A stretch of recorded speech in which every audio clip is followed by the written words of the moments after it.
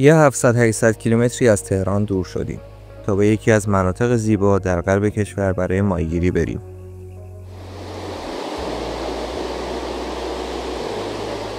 انگار هر چقدر از تهران دور بشی شانس گرفتن ماهی بیشتر میشه. به قول یه بزرگی این همه راهو میریم، شاید ماهی هم به قلابمون نخوره، ولی حتما کلی اکسیژن خالص به ریه هامون میخوره. کلا خاصیت قزلگیری همینه. بهونه‌ای پیدا میکنی که به نقاطی بری که شاید اگر ماهیگیر نبودی احتمال اینکه به اونجا سفر کنی نزدیک به صفر بود. نمیدونه فرقشو. آقا مهدی یه ماهی خوب بزنه در قزلگیری ممکنه کوهنوردی، صخره‌نوردی، دره‌نوردی و خیلی چیزای دیگر رو در کنار ماهیگیری تجربه کنی. قزلگیری رو به همین دلیل خیلی دوستش دارم، چون ترکیبی از ماجراجویی مختلفه و همین باعث میشه که خیلی جذاب باشه. در این سفر به منطقه‌ای رفتیم که علیرغم بیابی که در کشور وجود داشت، این رودخونه هنوز تقریباً پرآب بود. نه مثل قبل، ولی هنوز زنده و زندگی در اون جریان داشت. در مسیر این رودخونه هم پر از پرورش ماهی بود و در کنارهای رودخونه درخت‌های انجیر و گردو چشم‌اندازهای زیبایی رو خلق کرده بودند. سختی این سفر نسبت به سفرهای دیگه قزلی کمتر بود، چون محل اسکانی در نزدیک رودخونه داشتیم و این باعث میشد که پیمایش کمتری و همچنین استراحت و خواب مناسبی داشته باشیم. معمولا در قزلگیری از این خبرها نیست. اما چیزی که این سفر قزلگیری رو برام خواستار کردش این بود که برنامه داشتیم در شب هم به سراغ صید قزل بریم. تا به حال تجربه قزلگیری در شب رو نداشتم و در این سفر تجربهش کردم. در این سفر با 3 دوست عزیزم کوروش، حسن و مهدی همراه بودم که لحظات خوب و خوشی رو با هم تجربه کردیم.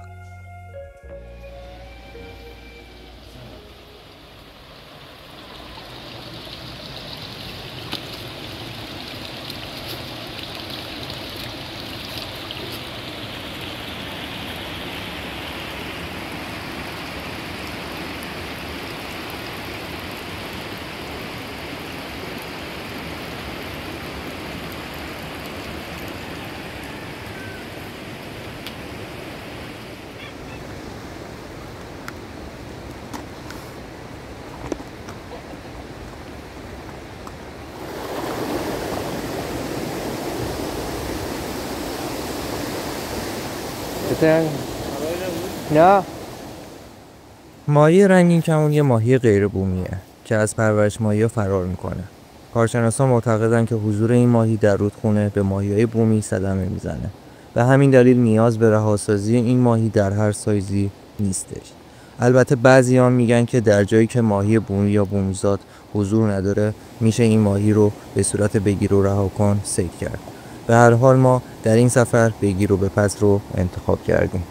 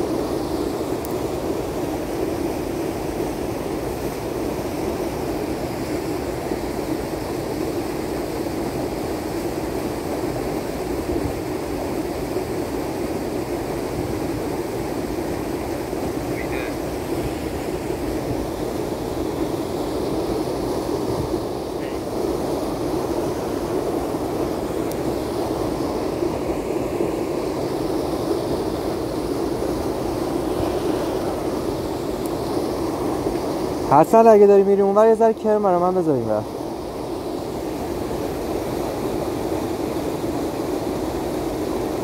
دم درخت داداش، اون راه درخت. باشه باشه.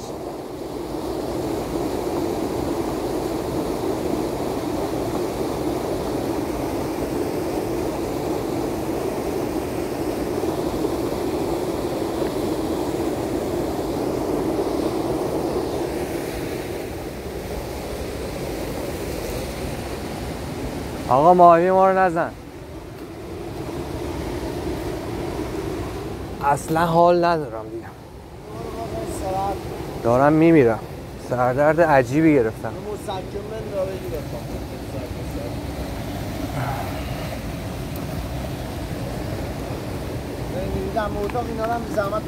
حالا فعلا نمیرم، یه چند دقیقه هست. چیا رو؟ وسیله ها چیه؟ من برم این پایین. باش برو.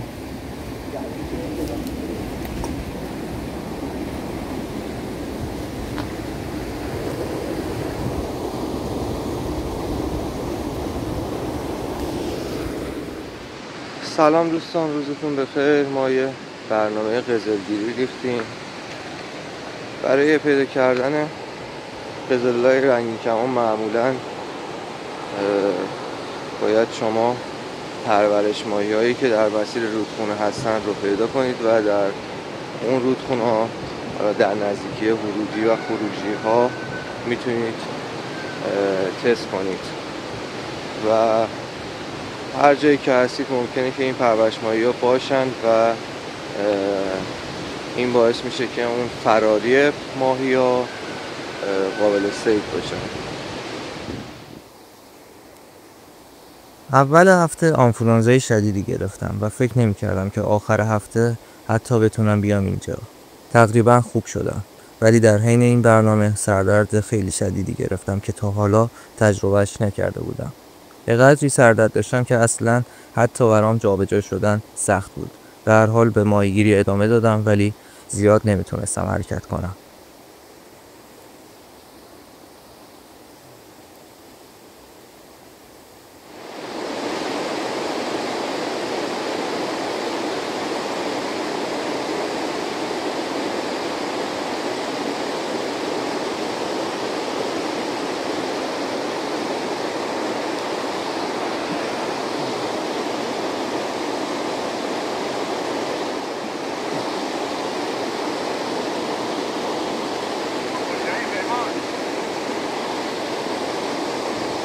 من ته چیز حکیمم، پرورش حکیم.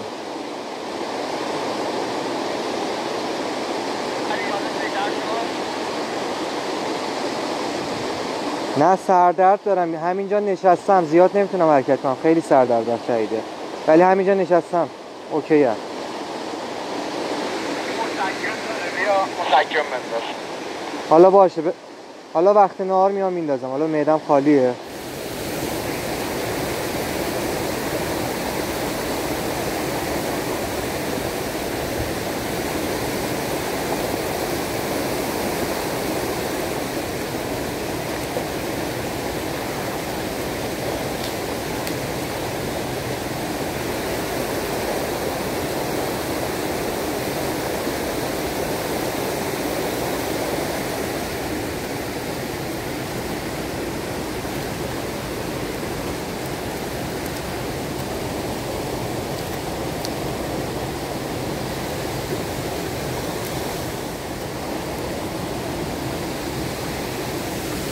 نمایه زیبا.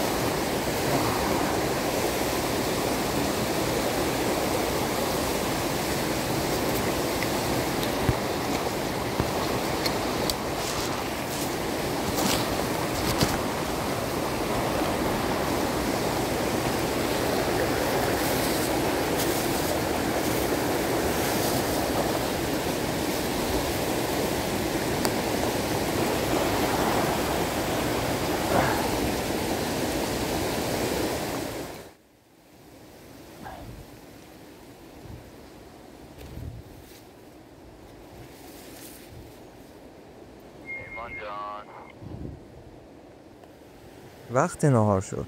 یکم استراحت کردم و یه مسکنی خوردم که شاید حالم بهتر بشه، ولی نشد. بعد از نهار و کمی استراحت به ماهیگیری ادامه دادیم.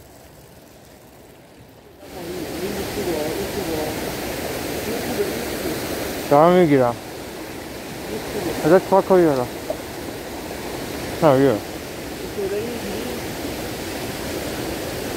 به حاج مهدی. عالی آقا، عالی آقا، گوش بشه به تنه. حسن میگه ولشون کن. کجا ولشون کن؟ شوخی میکنم. عالی آقا.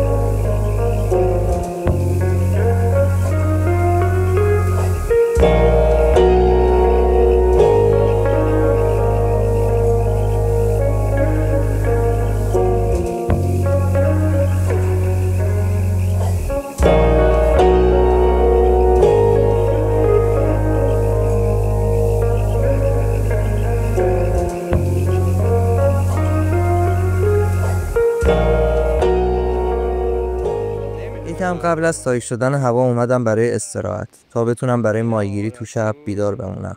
بعد از استراحت یه آتیشی برپا کردیم و سرآشپز مهدی یه شام خوشمزه رو تدارک دیده بود. یکم صحبت کردیم و کم کم آماده شدیم برای ماهیگیری. یعنی بوش مستمون کرد آجی.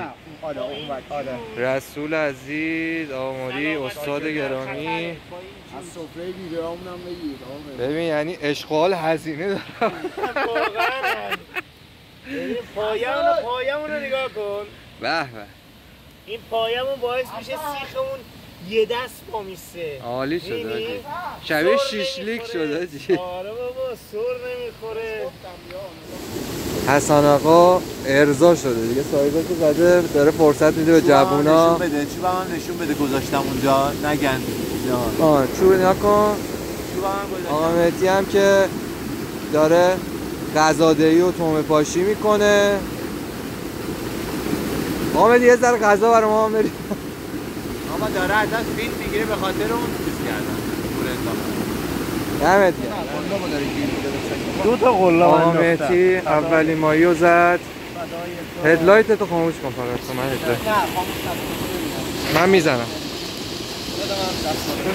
موفق شدش که یه ماهی خوب بزنه. فکر کنم ماهی آقا حسن رو زن. ماهیگیری شب و یه ماهی بذار بیارمش بالا. ساعت هم حدوداً حالا میبینم حسن آقا یه ماهی زده. یه دونه ماهی هم آنلاین اومده شما. گرفتم نداشت. عالی عالی. آنلاین 2 تا ماهی. یه ماهی زیبا. دستتو ببر اومد.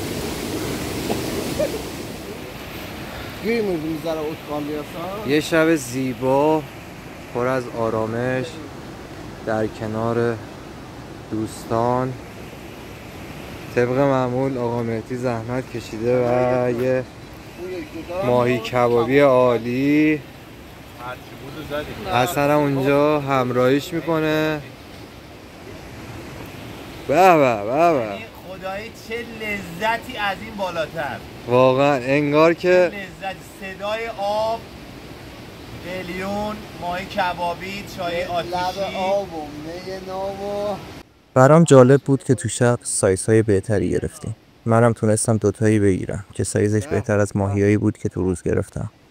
صبح هم 1 ساعتی فرصت ماهیگیری داشتیم که بعدش باید حرکت میکردیم به سمت تهران. صیدای شب اول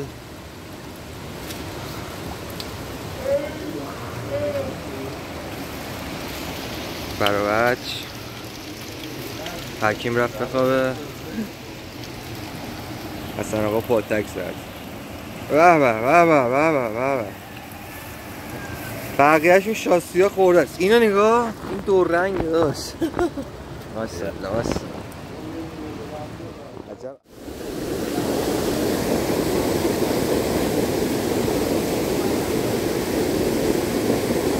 چی هستن؟ صدات ضعیفه. احوال چطوره؟ خوبه خوبه خدا رو شکر هیچی نزدیم.